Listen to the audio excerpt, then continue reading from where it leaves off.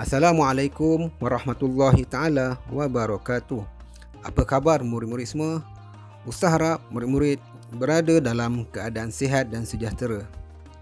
Dalam video pembelajaran kita pada kali ini, murid-murid akan belajar pendidikan Islam tahun 5, bidang ibadat di bawah tajuk Tayamum. Murid-murid boleh rujuk pada buku teks muka surat 102 hingga 105. Baik murid-murid, sebelum kita mula pembelajaran, mari sama-sama kita teliti pada gambar dan fikirkan gambar yang ditunjukkan. Seterusnya, mari sama-sama dengar dialog yang akan Ustaz bacakan ini. Ustaz, kaki saya berbalut. Bagaimanakah cara saya mahu berwuduk nanti? Nizam, dalam keadaan-keadaan tertentu, Islam mengharuskan kita bertayamum.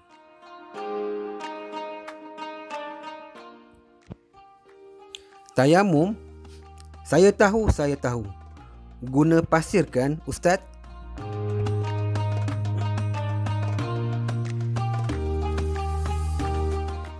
Izzat, kita gunakan debu tanah yang suci, bukan pasir.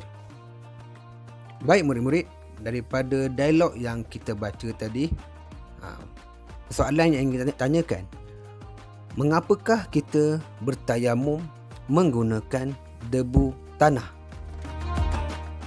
Murid-murid, semua ulama sepakat bahawa hukum asal tanah dan debu adalah suci dan boleh digunakan untuk bersuci.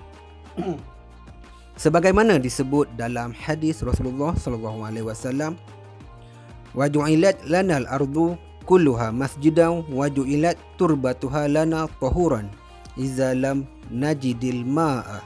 Maksudnya, dijadikan bagi kita seluruh bumi tempat sujud dan tanahnya pula bahan bersuci ketika ketiadaan air. Hadis yang diriwayatkan oleh Muslim, nombor 522. Baik murid-murid, seterusnya daripada hadis ni Ustaz harap murid faham kenapa kita menggunakan tanah. Baik, sekarang Ustaz akan menerangkan kepada murid berkenaan pengertian tayamum. Mari kita baca dan fahami sama-sama. Tayamum bermaksud menyapu debu tanah yang suci ke muka serta kedua-dua tangan hingga ke siku dengan niat dan syarat-syarat tertentu.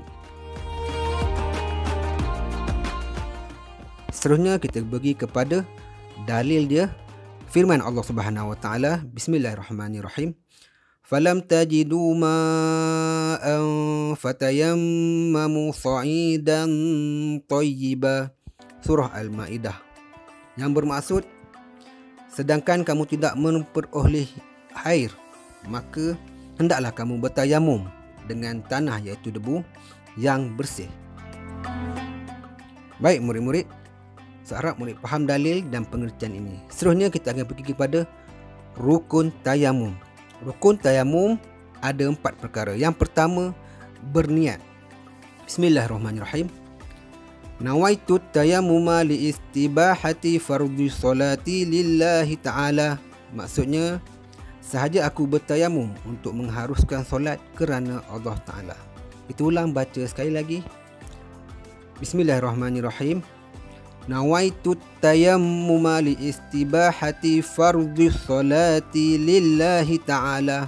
Maksudnya, sahaja aku bertayamum untuk mengharuskan solat kerana Allah Ta'ala.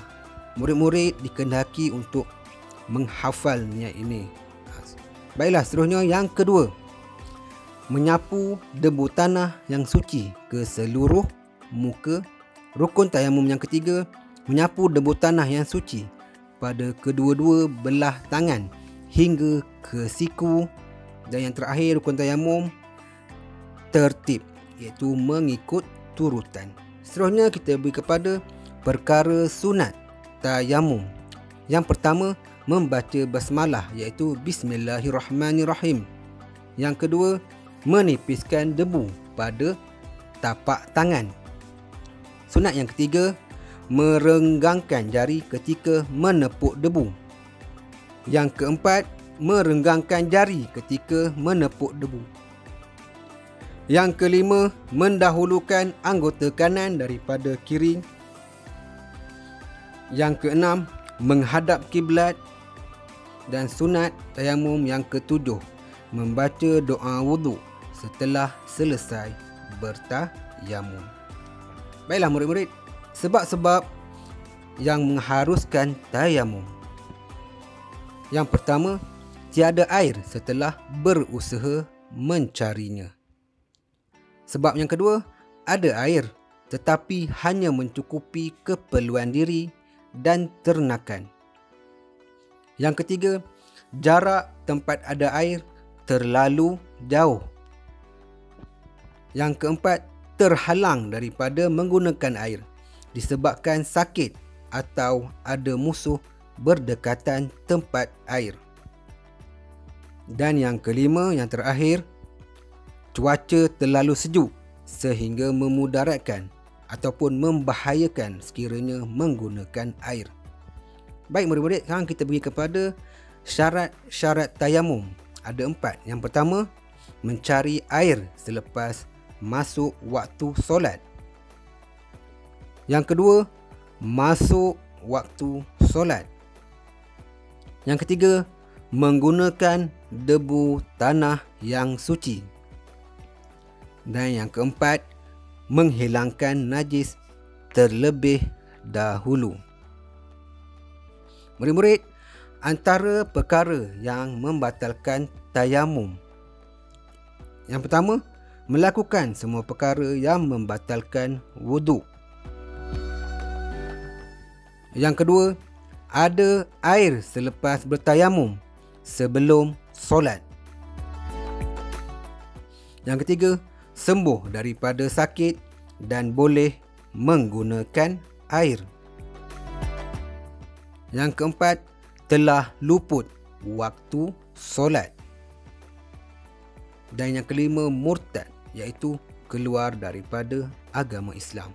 Murid-murid, sekarang murid dapat melihat iaitu tata cara ataupun kaedah cara bertayamum sebagaimana yang ditunjukkan pada gambar. Mari kita baca secara satu persatu. Yang pertama, tekap kedua-dua tapak tangan pada debu tanah yang suci. Yang kedua, nipiskan debu pada kedua-dua tangan. Yang ketiga, sapukan debu suci ke muka sambil berniat. Yang keempat, ulangi tekap kedua-dua tapak tangan pada debu tanah yang suci dan nipiskannya.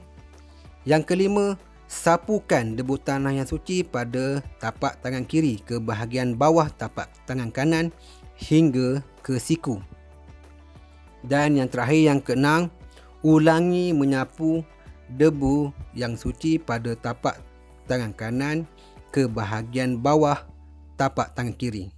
Seterusnya murid-murid, sekarang saya akan tunjukkan video bagaimana praktikal cara bertayamum. Mari sama-sama kita tonton.